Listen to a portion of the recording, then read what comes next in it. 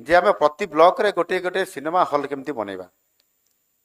एवं से cinema hall रे ओडिया चलचित्र ही चलिबो। गोटे गोटे जगार प्रति ब्लॉक रे दुईटी मध्य करा जाई परिबो आ ताकू चलेबा पई अनेक युवक युवती से इनवॉल्व हो पारिबे, निजुक्ति पाई पारिबे एवं फिल्म टी जदि बेसी दिन पर्यंत गाँ गहली चलला ओडिया सिनेमा जदि आमर ए सहर छाड़ी दियंतु जदि गाँव रे चलला ताले सुपर डुपर हिट हो जिवो एवं जो प्रोड्यूसर माने फिल्म पाई जो अर्थ खर्च करूछंती ताहा मध्य असूल हो जिवो। तेणु अनेक समय से जो मैंने फिल्म प्रोड्यूसर